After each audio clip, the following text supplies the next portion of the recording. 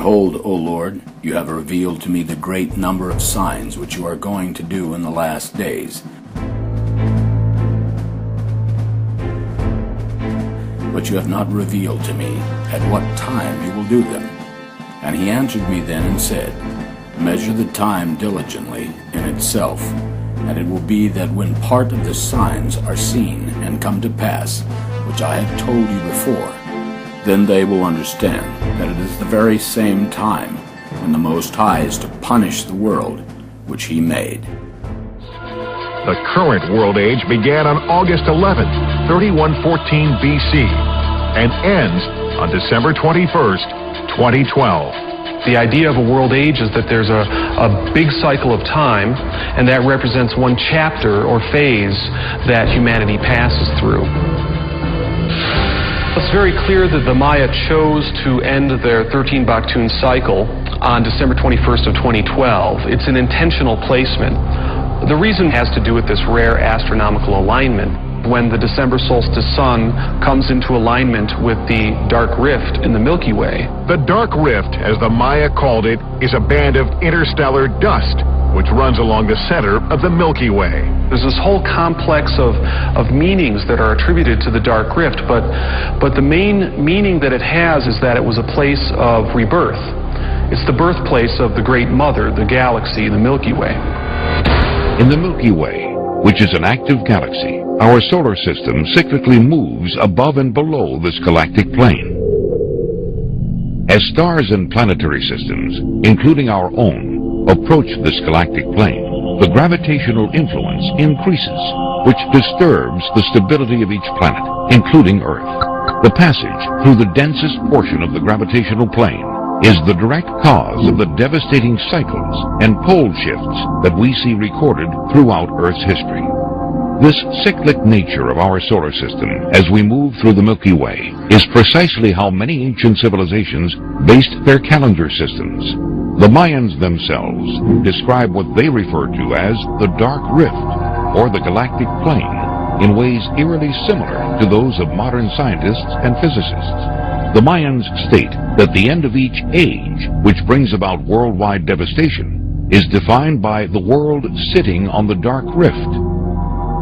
Even though the Mayans don't clearly present the science behind why the galactic plane causes severe implications upon Earth's stability in modern terminology, it is very clear that we are talking about the same event, an event where the Earth passes through the galactic equinox, the dark rift, or the central plane.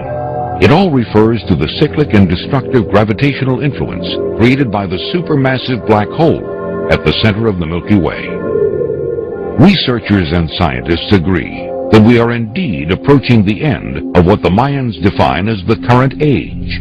Even though many science groups are still debating the full implications of what passing through the galactic plane will have upon Earth, we have already begun to see the early stages that the increased gravitational influence is having upon our world and other planets in the solar system. As we approach the gravitational plane, we will continue to experience severe weather and ecological effects such as earthquakes, tsunamis, hurricanes, and volcanic activity with increased frequency and intensity. As we penetrate the densest portion of the galactic plane and experience the full gravitational effects, we may witness unprecedented solar flares, unexpected meteor showers, and one or more geographical pole shifts. So why do we care about what the ancient Mayans thought about the year 2012?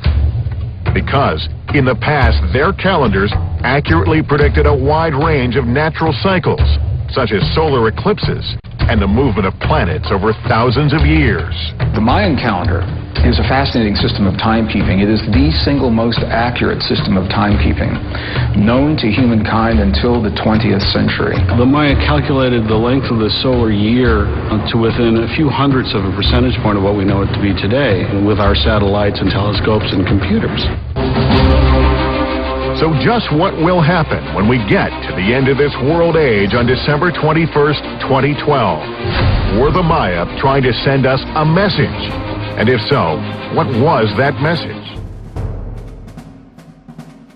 It is the beginning of sorrows, when there will be a great mourning, the beginning of famine, when many will perish, the beginning of wars, when powers will fear, the beginning of disasters, when all will tremble.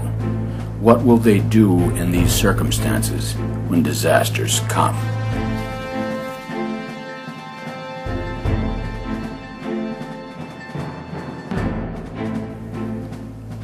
But the heavens and earth, which are now, are by the same word being kept in store, reserved for fire, being kept for the day of judgment and destruction of ungodly, wicked men. But the day of the Lord will come as a thief in the night, in which the firmament will come with a great noise, and the elements will melt with fervent heat. The earth and the works in it will be burned up. After that, those things, the works of the earth, will be dissolved.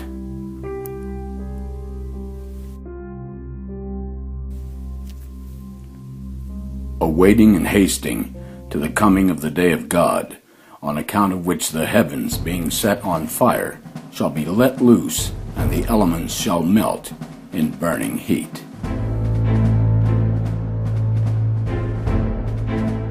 We see that the sun is starting to go on a rampage. We see that the gravitational effects, this external gravitational effects on the earth, we would project and predict that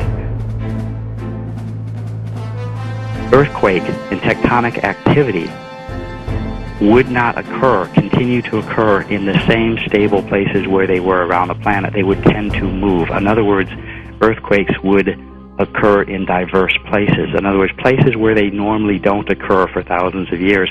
We're starting to see more of those. And great earthquakes shall be in divers places, and famines and pestilences, and fearful sights and great signs shall there be from heaven. And there shall be signs in the sun, and in the moon, and in the stars. In the Chilam Balam of Kumail, it says that in Cartoon 4 Ahau, which is in the cartoon from April 1993 to December 2012, the feathered serpent god Kukulkan will return. This god originated with the Toltecs as Quetzalcoatl. In the Aztec myth, Quetzalcoatl sacrificed himself, spending 8 days in the underworld, and reappeared as Venus. He is expected to return between Venus transits, and we are now between the Venus transit of June 2004 and the next one in June 2012.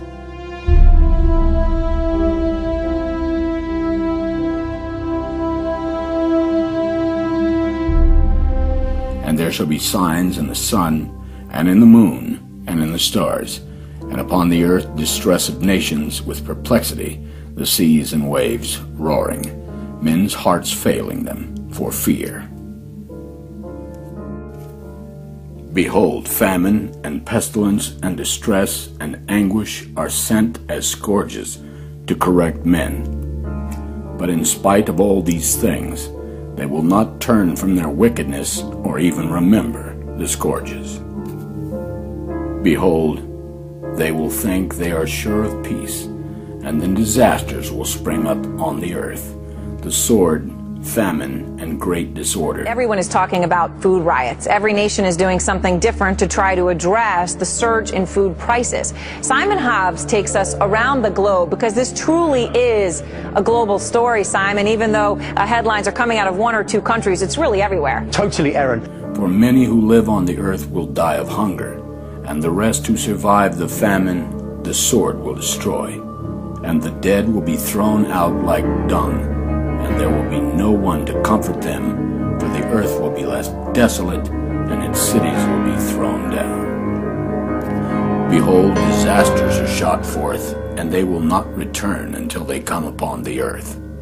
A fire is lighted and will not be put out until it consumes the counsels of the earth. Just as an arrow shot by a strong archer does not come back, so the disasters which will be shot at the earth will not turn back.